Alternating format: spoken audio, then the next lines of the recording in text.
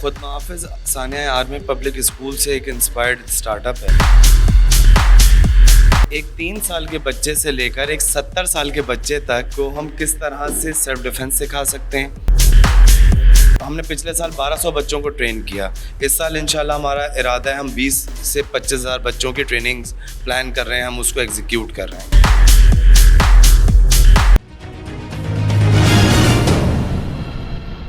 अस्सलाम वालेकुम नाज़रीन, आपका मेज़बान उज़ैर खालिद आपकी खिदमत में हाज़िर है और आप देख रहे हैं वॉइस ऑफ नेशन।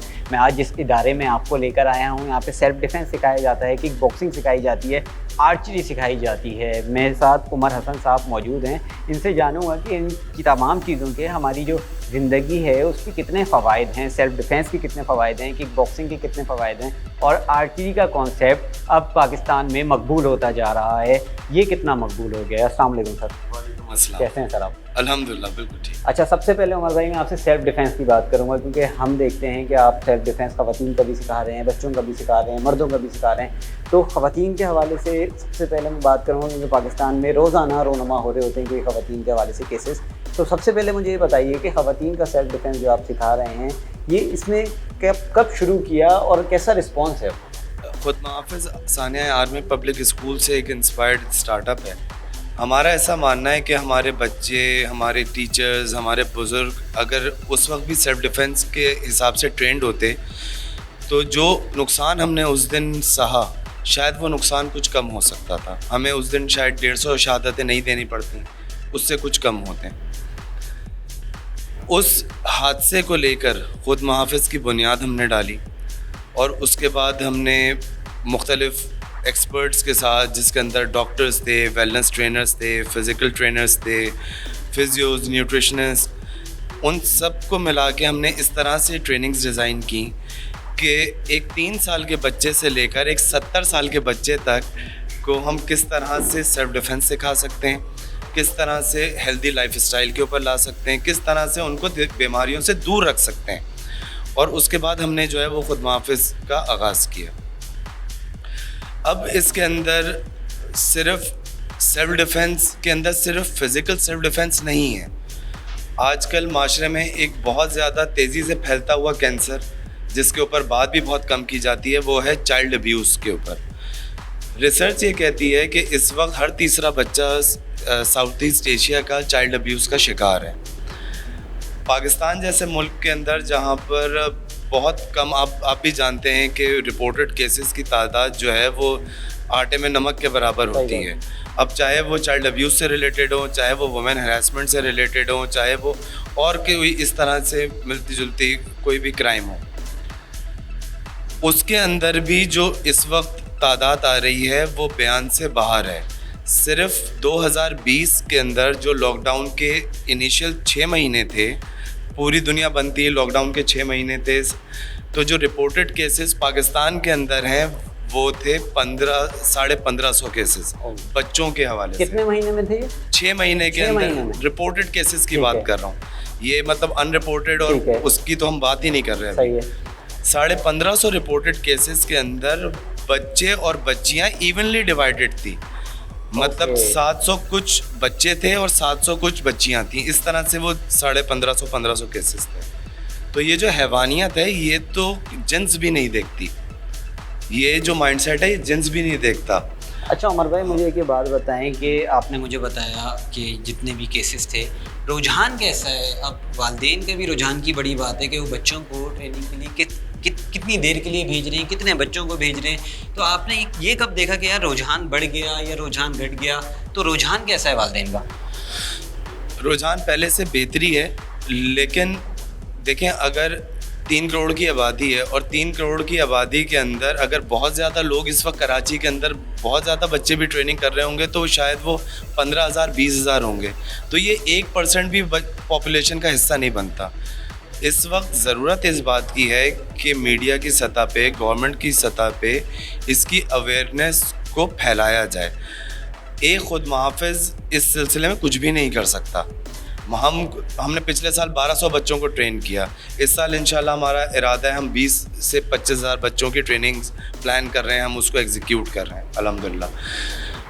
लेकिन अगर हम 25,000 भी बच्चा ट्रेन कर देते हैं तो सिर्फ अगर हम कराची की आबादी के हिसाब से बात करें तो ये तो 1% भी नहीं।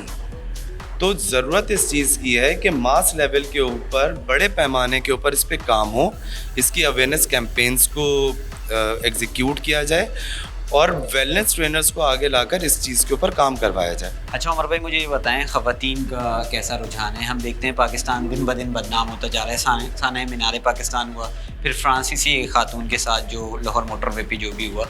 अब बताइए कि ख़वातीन का कैसा रुझान है सेल्फ डिफेंस सीखने आने में?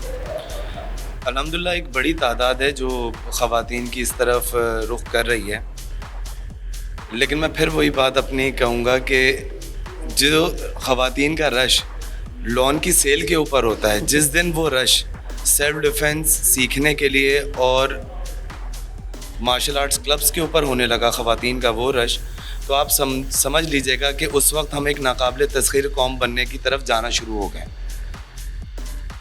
जो लोग मतलब आपको अगर यहाँ पर चंद 100 लोग नज़र आ रहे हैं तो शायद वो देखने में आपको बहुत ज़्यादा लग रहे हों, लेकिन आप अगर उनको ओवरऑल पॉपुलेशन के हिसाब से देखेंगे तो वो आपको कुछ भी नहीं नज़र आएगा। हमारा जो नज़रिया है ना वो पाकिस्तान का नज़रिया है। हमारा नज़रिया ये नहीं है कि मैंने आज जो है वो इन 200 लड़कियों को सिखा दिया तो जी ये हम सिक्योर हो गए। अगर 22 करोड़ की आबादी के अंदर जो है वो 15 करोड़ के करीब ख़वातीन हैं तो ये 200 लड़कियां तो कहीं भी स्टैंड नहीं करती हैं उसके हिसाब से।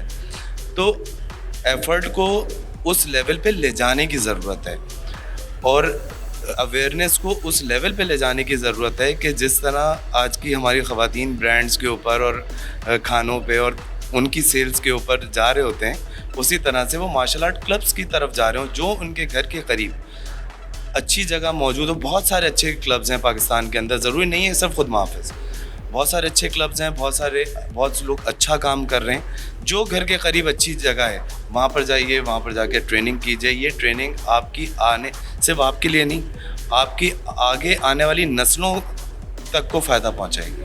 अच्छा, ये अभी आप मुझे कुछ देर पहले ही बता रहे थे कि आपकी जो यहाँ पे ट्रेनिंग कर रही हैं वो तो अच्छे खासे हट्टे कट्टे लड़कों को भी उठा के फेंक देती हैं। ये क्या आप आयरन वूमेन बना रहे हैं, क्या बनाना चाह रहे हैं? देखें, इन ट्रेनिंग्स की सबसे ख़ास बात क्या होती है, हम बॉडी वेट ट्रेनिंग्स करवाते हैं और हमारे यहाँ जो बॉडी कंडीशनिंग है वो हम इस लेवल पे ले जाते हैं कि इंसान को छोटी मोटी चोटों का पता ही नहीं चल रहा होता।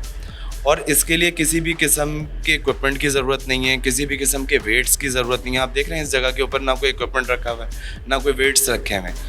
ये सिंपल बॉडी वेट ट्रेनिंग से हम एक आम बॉडी को जो है वो वेपन के अंदर कन्वर्ट कर सकते हैं। ये अल्लाह ने इंसान को सलाहियत दी है, हमने सिर्फ उसको थोड़ा सा पॉलिश करना है और अल्हम्दुलिल्लाह रिजल्ट्स आपके सामने। अच्छा, ये बताइए डाइट वगैरह की इसके, क्योंकि एक स्पेशल डाइट होती है, जिम जाते हैं तो जिम वाला एक स्पेशल डाइट देता है, तो आपके यहाँ भी कोई ऐसा डाइट वगैरह का भी कोई रखना चाहिए कि ये इस दिन ये खाना है, इस दिन ये खाना है, ये नहीं खाना, ये खाना है? हम ऑर्गेनिक फ़िटनेस की तरफ हैं, हमारे ऑर्गेनिक डाइट प्लान्स होते हैं। ना हम किसी को हाई प्रोटीन देते हैं, ना हम डिफरेंट कीटोज़ और डिफरेंट डाइट्स की तरफ जाते हैं। हमारे यहाँ एक स्पेशलाइज्ड न्यूट्रिशनिस्ट हैं, शी इज़ अ डॉक्टर, और वो रिकमेंड कर रही होती हैं diets. As far as in सारे बच्चों की डाइट का कंसर्न है, हम इनको कहते हैं सब खाओ बट हेल्दी खाओ। कोई इस तरह का नहीं है कि चावल नहीं खाने, रोटी नहीं खानी, कोई इस तरह का सिलसिला नहीं करना। आपने सब खाना है लेकिन हेल्दी खाना है। डीप फ्राइड और इस तरह के जो बाहर के खाने आप उससे इज्तनाब करें। घर में जो बनता है आप अपनी मर्ज़ी से खाएं, कोई मसला नहीं है। 2 की जगह 3 रोटियां खाएं लेकिन साफ़ सुथरा खाना खाएं।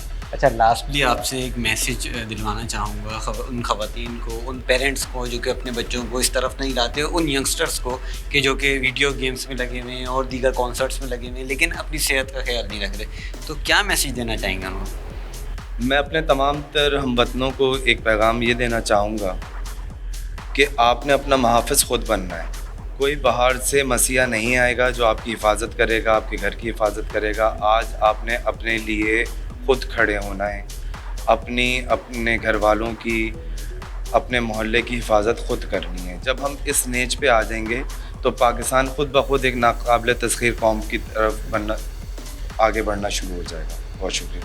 अच्छा, आर्चरी का मैं पूछना भूल गया, मुझे आर्चरी का बताइए कि ये कैसा कॉन्सेप्ट है, कब शुरू हुआ, और एक मशहूर टीवी सीरियल के बाद अर्तुगरुल गाजी के बाद इसके कॉन्सेप्ट में जो इसका जो मकबूलियत है उसको फ़रोग मिला नहीं मिला? और देखें, आर्चरी तो हमने सुन्नत नबी सल्लल्लाहु अलैहि वसल्लम से ली है। मुतअद्दिद अहादीस मुबारका मौजूद हैं जिसके अंदर आप सल्लल्लाहु अलैहि वसल्लम ने वालिदैन को तलक़ीन की है कि अपने बच्चों को आर्चरी सिखाएं, तीरंदाजी सिखाएं। 3 खेलों की तलक़ीन है नबी पाक सल्लल्लाहु अलैहि वसल्लम से कि वालिदैन अपने बच्चों को सिखाएं। उसके अंदर एक घुड़सवारी है, एक तीरंदाजी है और एक तैराकी है, स्विमिंग, हॉर्स राइडिंग और आर्चरी। तो मेन कॉन्सेप्ट तो वहाँ से। हाँ, क्योंकि हम लोग बहुत ज़्यादा इंक्लाइंड होते हैं टीवी की तरफ और टीवी सीरियल्स की तरफ, तो अर्तुगरुल के बाद जो है इसको बड़ा बूस्ट मिला। बड़े छोटे और ख़वातीन बड़ी अच्छी तादाद के अंदर जो है वो आर्चरी सीखने आए। हमारे पास यहाँ पर फैमिलीज़ पूरी आती हैं आर्चरी सीखने के लिए। एक ही वक्त के अंदर वालिदैन के साथ बच्चे भी जो हैं वो आर्चरी सीख रहे होते हैं। और यहाँ पर ख़ुद मुहाफ़िज़ क्या चीज़ हटके कर रहा है, क्योंकि इसका इक्विपमेंट एक्सपेंसिव है, तो हम लोगों को वो इक्विपमेंट अपने पास से प्रोवाइड करते हैं।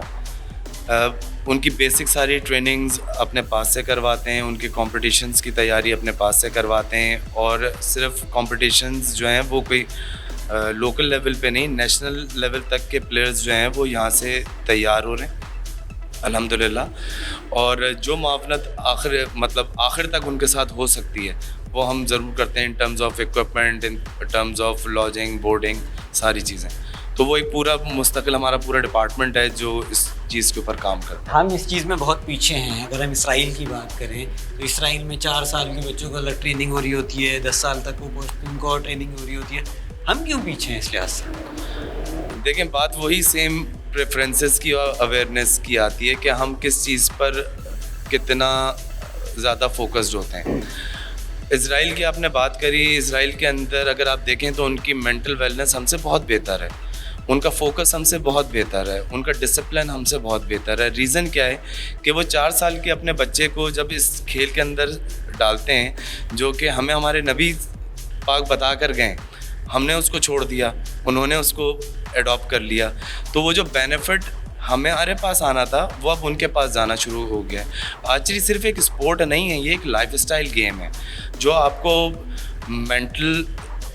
मेंटल स्ट्रेंथ देता है, आपका फोकस डेवलप करता है, आपको फिज़िकल स्ट्रेंथ देता है, आपके अंदर डिसिप्लिन लाता है, पेशेंस लाता है। अभी आपने नॉर्मली, मैं आपसे एक बात करता हूँ, आपने देखा है कि बाहर एक फ्रस्ट्रेशन होती है, हर आदमी ट्रैफिक के अंदर दूसरे को जो है वो कुछ ना कुछ कहता हुआ जा रहा होता है। हमारे अंदर पेशेंस ख़त्म हो गया।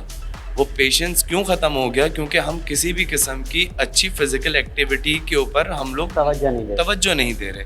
जो लोग आपको इस साइड के ऊपर मिलेंगे वो आपको फिर रोडों पे लड़ते हुए नज़र नहीं आएंगे। मेरे साथ सुलेमान मौजूद हैं। अभी आप अपनी स्क्रीन पर देख रहे थे किस तरीके से ये सेल्फ़ डिफेंस सिखा रहे हैं। बात करते हैं सुलेमान, ये बताइए सेल्फ़ डिफेंस आजकल के माशरे में कितना ज़रूरी है यार? देखा जाए तो आज के हवाले से हमारे माशरे में बहुत सारे हादसा पेश आ रहे हैं लड़कों लड़कियों के साथ, तो इस हवाले से हमें फ़िज़िकल एक्टिव होना चाहिए। दूसरा ये हमें अपना ख़ुद का किस तरह से दिफा करना चाहिए, तो ये सीखना बहुत ज़रूरी है। तो आजकल इस चीज़ की बहुत कमी हमारे नौजवान लड़के लड़कियों में, तो ये चीज़ बहुत मायने रखती है, तो ये हर लड़के लड़की को आना चाहिए। बिल्कुल, आपने मुझे सही बताया कि बहुत कमी है। ये बताइए कि लड़कियों का क्या रुझान है, क्योंकि लड़कों में तो जिम भी चले जाते हैं और भी जगह चले जाते हैं। एक तो सेल्फ़ डिफेंस जिम से कैसे मुख्तलिफ है, दूसरा ये कि लड़कियों का क्या रुझान है? देखें, बेसिकली ज़्यादातर हमारे मुल्क में जो हादसा पेश आते हैं वो लड़कियों के साथ आते हैं। हैरेसमेंट हो गया, आपके दूसरे रेप केसेस हो गए। तो बेसिकली लड़कियां सॉफ्ट सी होती हैं, तो उनको ख़ुद को स्ट्रॉन्ग करना होता है। तो किस तरीके से वो आपको पिछाड़ रही थी मैं देख। जी बिल्कुल ऐसा ही है।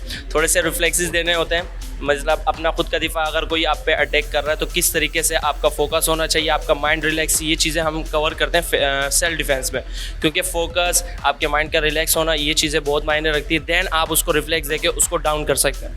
अच्छा, ये बताइए इसमें कोई डाइट वगैरह का भी रखना पड़ता है या आप लोगों ने इजाज़त दी है जो चाहो खाओ? नहीं, हम बेसिकली हार्ड ट्रेनिंग होती है हमारी, हाई इंटेंस, तो हम डाइट को इतना वो नहीं करते हैं। लेकिन बेसिकली हम बहुत सारी चीज़ें मना करते हैं, जैसे कि जो कि गैर ज़रूरी हैं, जैसे कि ज़्यादा तेल वाली चीज़ें, तली हुई, मसालेदार और खट्टी चीज़ें, इन चीज़ों से हम मना करते हैं। बेसिकली बाकी हर चीज़ हम हाई प्रोटीन ये यूज़ करते हैं। ज़ैनब मौजूद हैं। अब से कुछ देर पहले अपने कोच को इन्होंने पिछाड़ दिया था। ज़ैनब, कब सीखना शुरू किया, कैसे ख्याल आया ये सीखने का?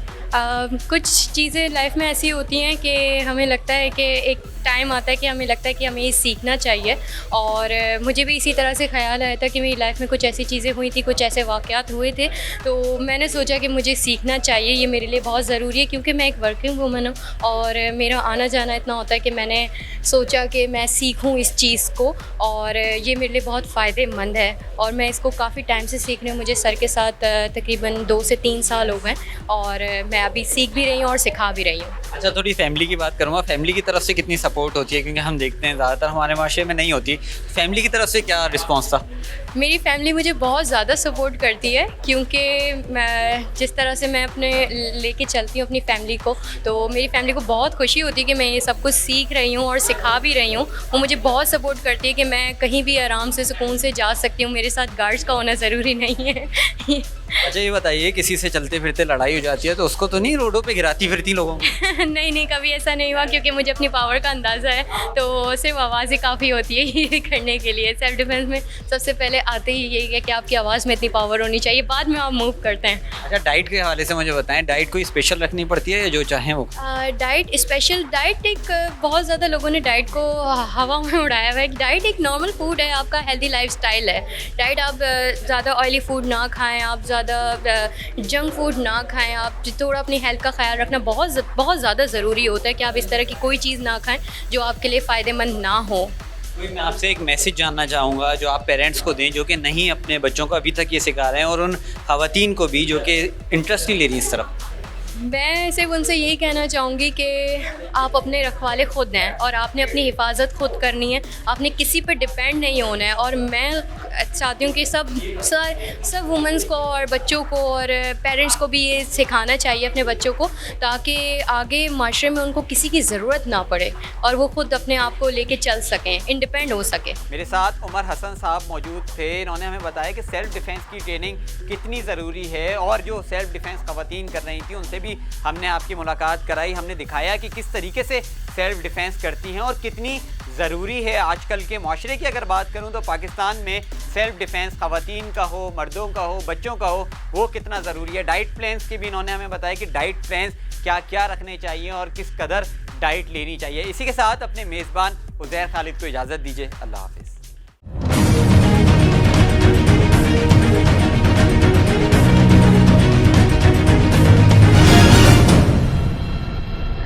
वॉइस ऑफ नेशन की वीडियोस देखने के लिए हमारा चैनल सब्सक्राइब कीजिए और बेल के आइकॉन पर क्लिक कीजिए, ताकि आप हमारी तमाम आने वाली वीडियो से बाखबर रह सकें।